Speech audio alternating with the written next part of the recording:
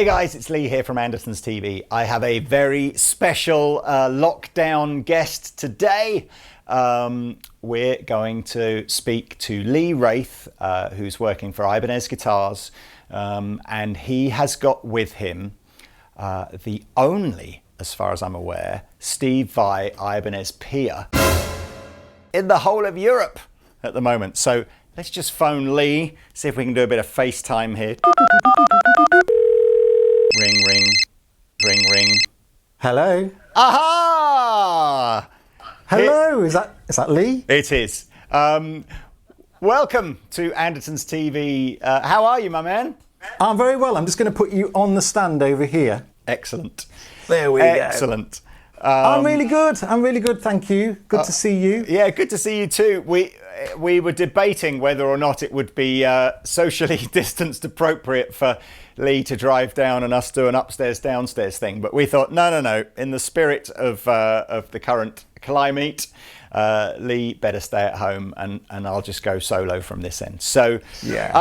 So I'm in my little box room at the minute, and this is my little home studio.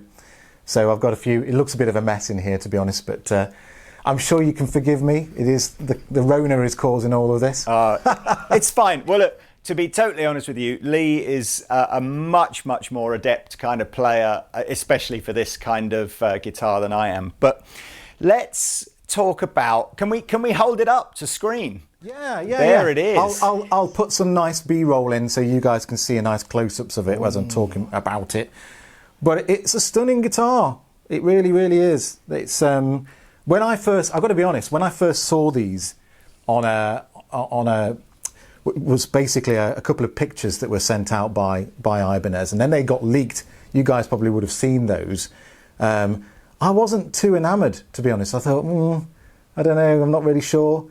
But when I saw them in the flesh, when I got to NAMM and actually saw them, I was like, wow. Yeah. And I'm a huge Vai fan. Let me just be absolutely clear about that. I absolutely adore his music and all of that sort of stuff. So I'm obviously someone who's going to like it. Yeah. But even from the pictures, I was a bit like, not sure.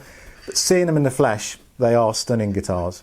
And as Lee said, this is the only one in Europe at the minute as a sample. In a stallion white finish, which is one of Steve's names.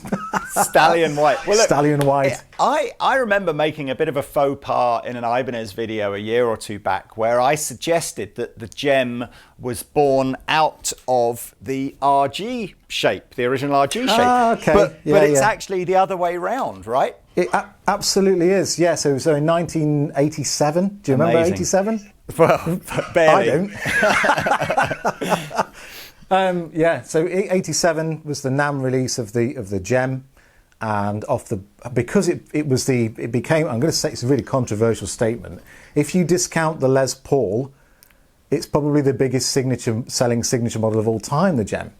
And then off the back of that, the RG was spawned. So it's like, well, let's remove, the monkey grip, the lion claw recess, make it a bit less Vai and a little bit more standard. But it became the workhorse, for a rock machine. Yep. It has done ever since. And then it's obviously spawned many iterations since then. So they've gone, multi-scale, 7/8, 9-string ironing board type stuff.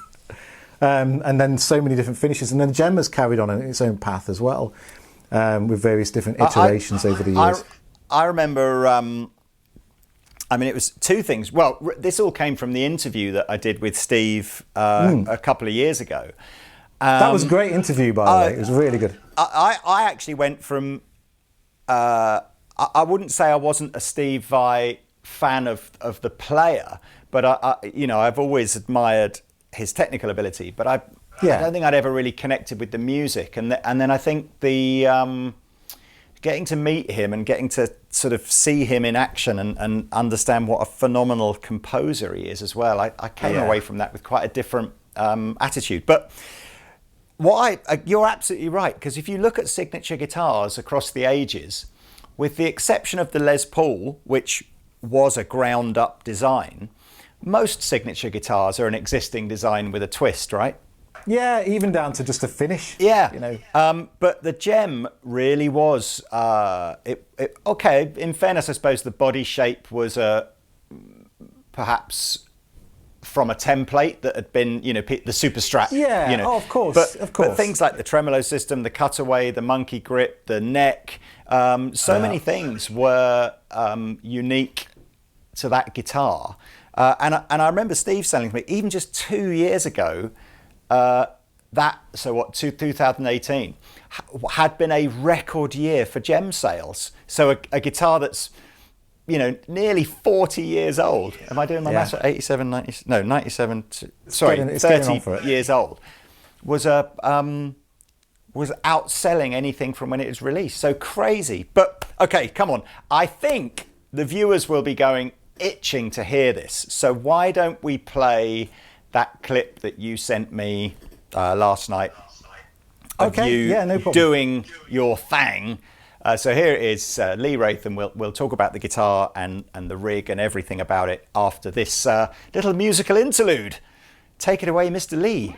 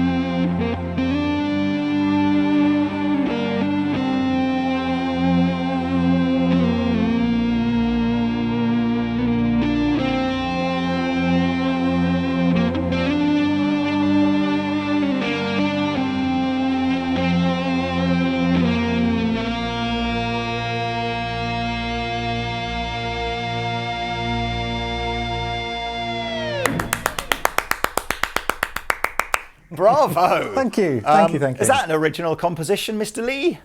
It is. It's actually a track from an album I put out last year, instrumental album. Oh, nice. Yeah, okay, just a nice ballad. Take us through then.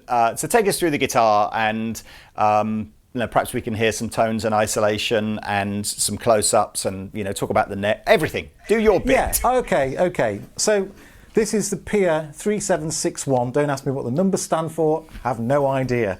It's the usual Ibanez thing of just a number at the end of things. But in this, normally there's some kind of logic to it, but I can't figure that out right now. PIA 3761, SLW. SLW stands for Stallion White.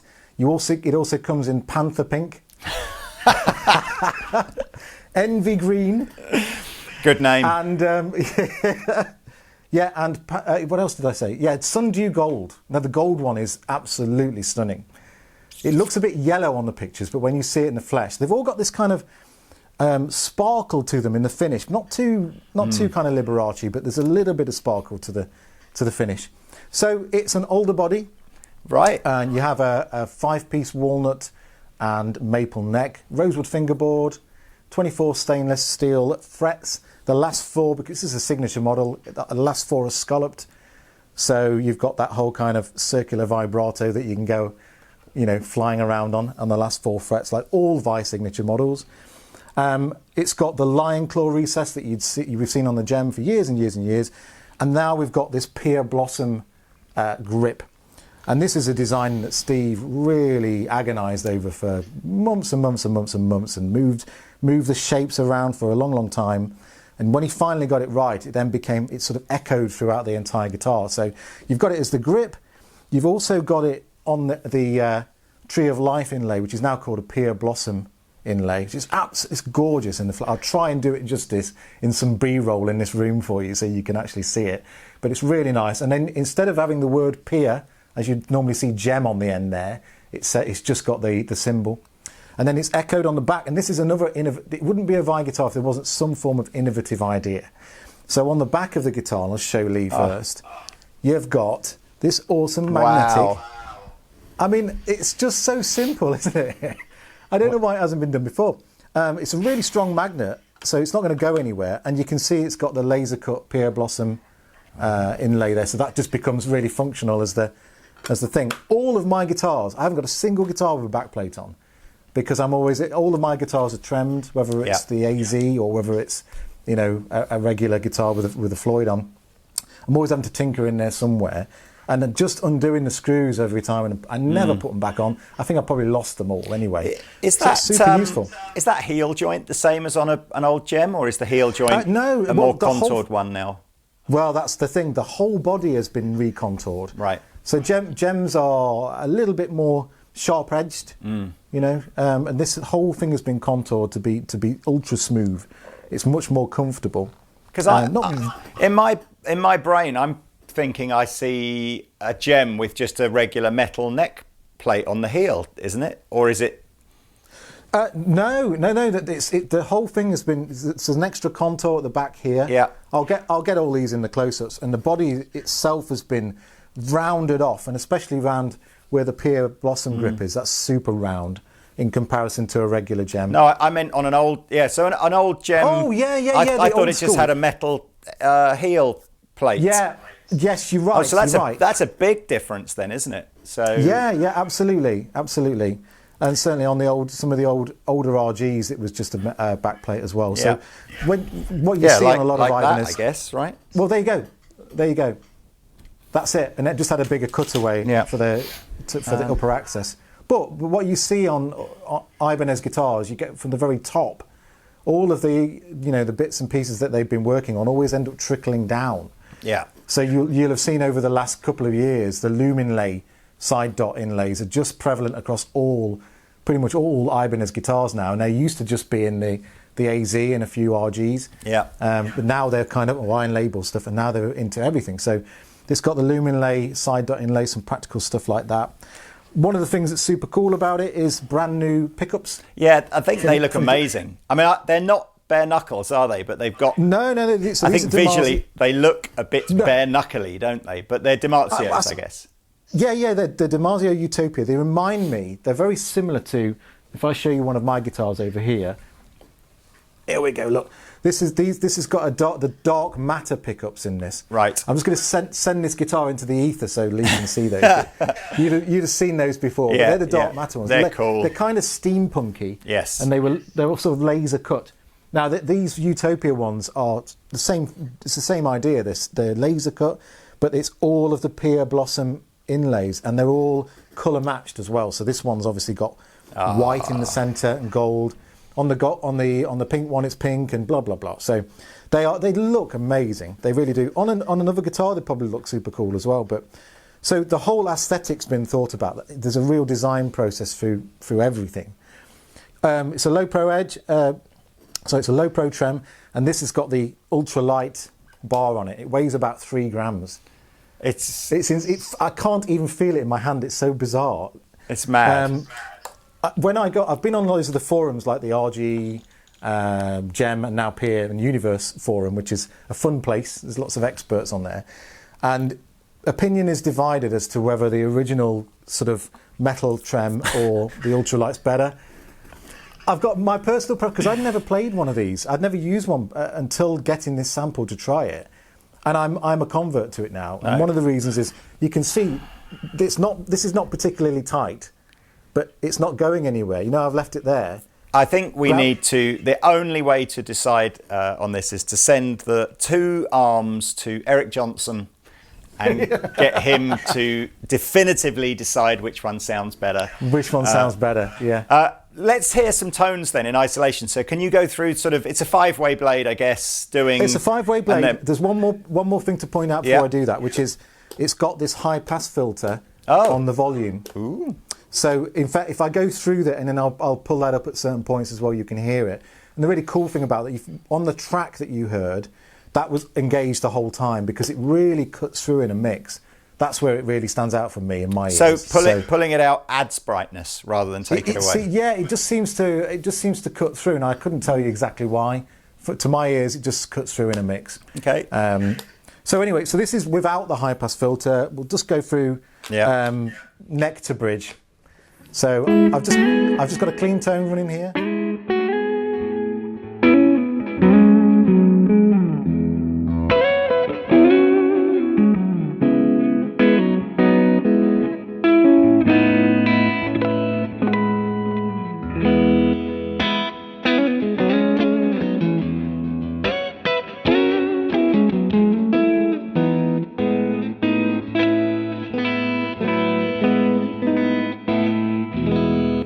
Fantastic. So a couple of clean tones. Yeah. Do you want to hear it with some dirt? What was did you have an in-between tone there, like a position 2 or 4 tone on there? Yeah, that was, I went from, which is the neck pickup, so you've got a kind of really nice, thick, neck pickup, and then the in-between, the kind of Stratty, Hendrixy. It's freaking me out seeing you play with your fingers, because I'm sure the last time we were together, you were still using a pick. I flick between it. And even back then, I was. It just a bit. Sometimes I've had it in my hand, and sometimes I've just not got it to hand at all, and other times it's all pick. Is it still very much that kind of typical Wizard 3 style neck profile? So very, as about as thin as Ibanez guitars get, or no, it's not. It's on paper, it is allegedly thicker. Right. Now I can't feel like there's no kind of like, oh, this is noticeably thicker, but it's much more comfortable to play over longer periods. It doesn't feel strange doing kind of playing bluesy stuff.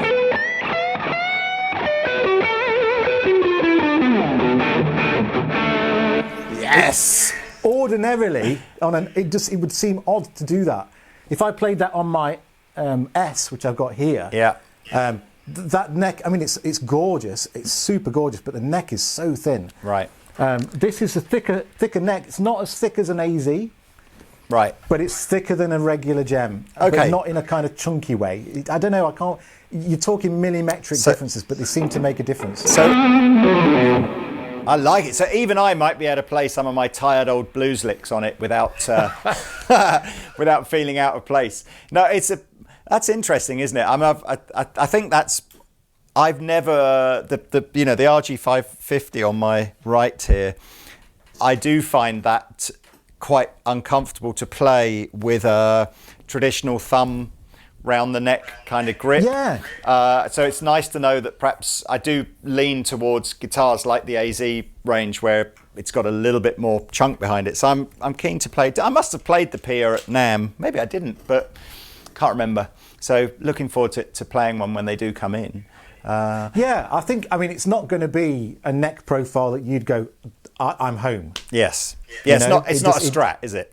It's not. No, it's not going to be that for you. It's a thinner version of a Strat. Yeah. Is it a little wider maybe as well? Little wider, a little flatter. But it is super comfortable. I have to say. I mean, I've said this. I've done lots of demos over the years. Yeah. And played lots of different guitars, and I've never gone on record and gone, this is the best guitar I've ever played, and the next one, this is the best guitar I've ever played. I've never done that. Yeah. This is categorically the best. It truly is. It truly is. That's great. And it's better than my AZ prototype. Did you see that brilliant video? I don't know who shot it, whether it was Reverb or something like that, but they did a Steve Vai's guitar collection video from his home. Oh yeah. I mean, again, I think if you're wondering just quite how nerdy Steve is about guitars, and I mean nerdy and like he knows what, what it is about guitars that he likes, and but yeah, he's got an amazing collection. So I think if Steve Vai brings out a signature guitar, most guitar players probably owe it to themselves to check it out, because he is one of the most intelligent guitar players I think that there is. Let's maybe go over to a more traditional Steve Vai kind of tone and hear some stuff. Yeah, okay. So I mean, this is where I was at. I'm running this. I'm running the GH30R head, which you can probably see just here, into an aux. Yeah. Which is super cool. Great for being stuck at home and not being able to, crank the amp up, because I'm an amp guy. Yeah. I'm a less of a pedal guy, more of an amp guy. Yeah. And then I'm just running, so that was the clean tone. And then I was running a tube screamer into that. Just to give, that's kind of like a bluesy rock type of vibe, isn't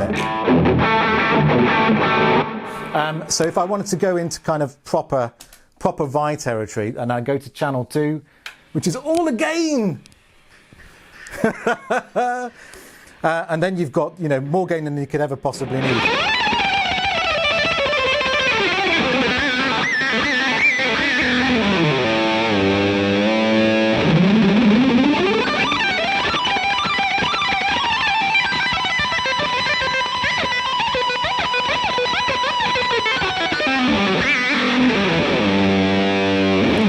Oh man, you've got faster.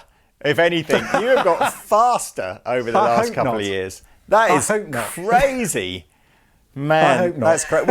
Again, I know this is all about the PIA and Steve, but for people that maybe haven't seen you play before, and as I said, we've not had you on Andertons TV for a good 2 or 3 years, I don't think. Do you know how long it's been, Lee? Because I was looking at this the other day. It's more, isn't it?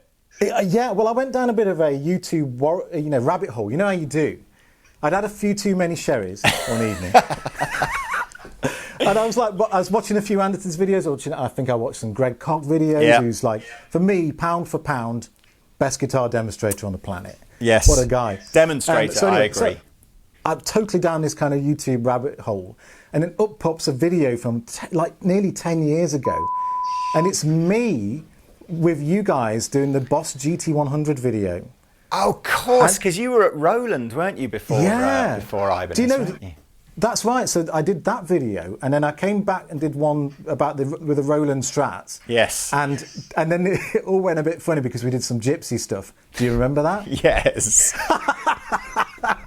Anyway, that's been about 10 years, and I've been back since, but only to sort of bring Tom and Martin down. I haven't actually been. Wow. That is in the original Andertons video broom cupboard. Yeah. Wow. Yeah. Oh, well, that's monster. So where do people go to? That was a long way of asking you. Where do people go if they want to hear your original music? Well, you can find me. Most of my stuff I've published on my own YouTube channel, so you can find me on YouTube. And that will take you to all the links to various different places. But most of it's on Amazon and Spotify. And that's just under your own name, Lee Wrathe? Yeah, it's under Lee Wrathe. You'll find me. If you put Lee Wrathe into YouTube, you'll find me. And that's W-R-A-T-H-E? That's correct. It's an old name that comes back from an old job that I used to do, Lee, which we won't talk about now. I like it. Anyway, okay, so, well, look, is there anything else that we can... are the pickups on that guitar spicy? Are you feeling, are they at the hotter end, do you think, or is there a mix as you go from the neck to the bridge? To my ears, so that I know for a fact that that Dimarzio based these on an Evolution. Mm-hmm. So the Dimarzio Evolution. So if you guys are familiar with those pickups, they're very similar to those, but they've just got a little bit more hair on them, if that makes sense. They're a little bit more hi-fi sounding. Right. They're powerful. They're obviously super powerful, but not, not that powerful that they're overpowering everything that your whole signal path. When you'll have heard me playing with my fingers, then with some clean tones. Yeah. They're not too in your face. Can you do like the bridge pickup with and without the high pass filter as a tone? Do you want clean or dirty? Whatever you think makes it easiest to hear the difference. Okay. If I just I'll play around and keep flicking between the two.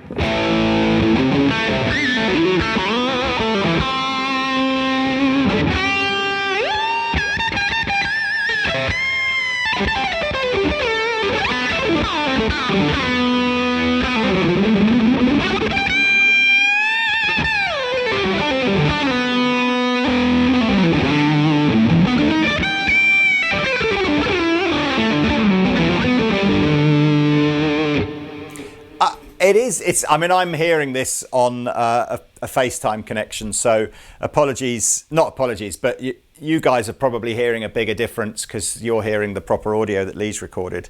But somehow when you lift that knob out, it kind of it opens and becomes a little bit more glassy. Yeah, I think what happened, it being a high, it's filtering out certain frequencies, which means that it's not then in a mix. It's not then competing with like a hi-hat or a snare. It'll just cut through. So actually, in the room, it's not as pleasing a tone. Right. But in a mix, it is. Now, if I do the same again, but just the clean tones, it might be more noticeable because it's ironically there's a similar on the John Mayer, not his Silver Sky, the I forget what it was even called now, but he did a guitar for his Dead & Company stuff, and it had lots of switches on it. And there was something very similar. Again, there were these transient high-frequency kind of switches that they were very subtle. And I think in a guitar demo, it was difficult to really go, what are these for? But absolutely, I think if you read him talking about the guitar, and perhaps Steve will say the same things, it was about a very gigging thing and just going, look, there's a very specific something extra that you want in a gigging environment, and that's what those switches did. So maybe it's a similar kind of thing. I think you're absolutely right, and because there are very few people on the planet who go out and play ridiculously loud, and Steve is one of those. He's been touring for 30 years. He knows his stuff, knows what works and what doesn't work.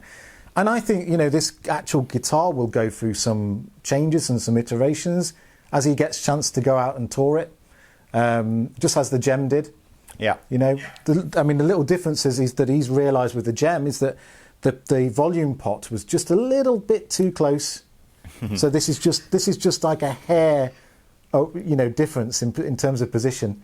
Little things like that he's just worked out over the years. He must be, it must be kind of slightly frustrating as the builder, because it's like, could you just put the volume knob 0.5 millimeter a bit further away? Okay, I'll do another guitar. No, maybe just move it back 1/4 millimeter closer to where it was. It's like 26 bodies later where the volume pot just moves like, a fraction of a millimeter around, and it's like, that's the one I like. But I guess I like that. I think that's really what makes a great signature guitar, where it's every single detail is ground down to perfection.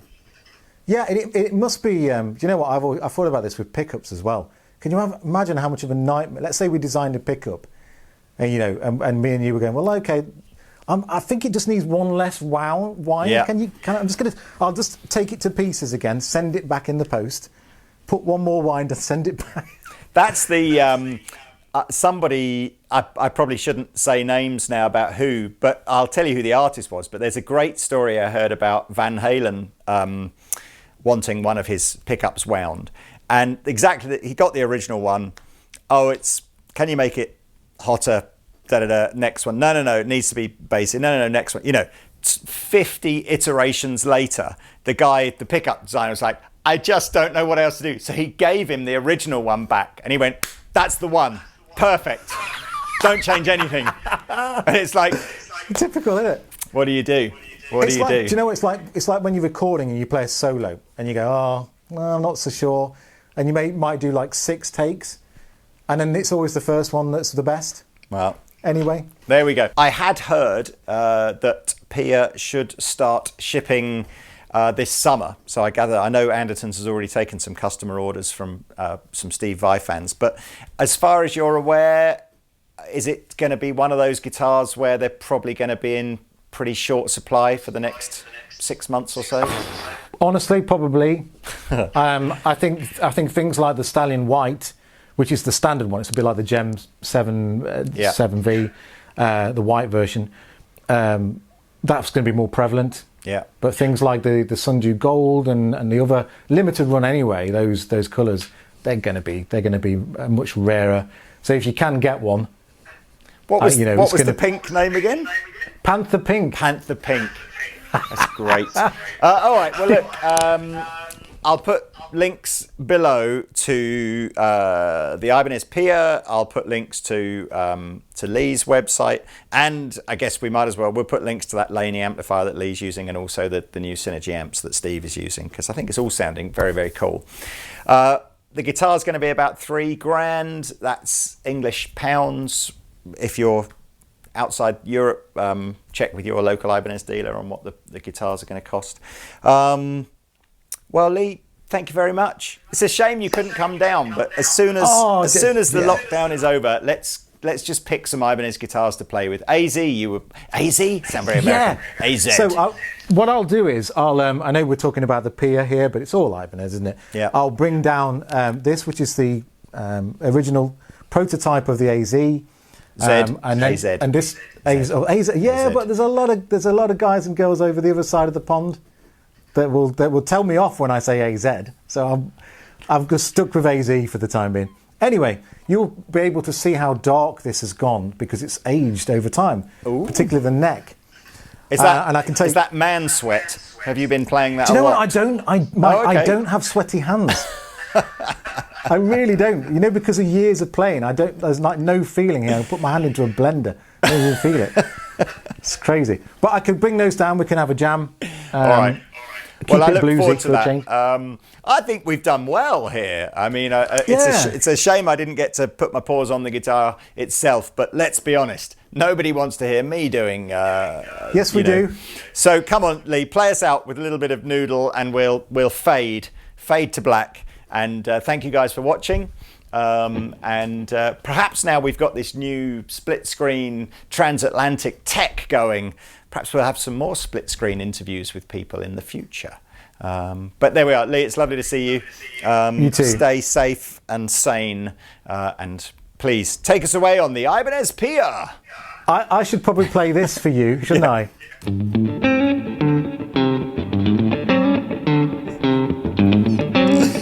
Unbelievable. I'm happy. At least I've got a signature lick. Come on, play us away. What do you want? Some? Okay, who knows? Whatever.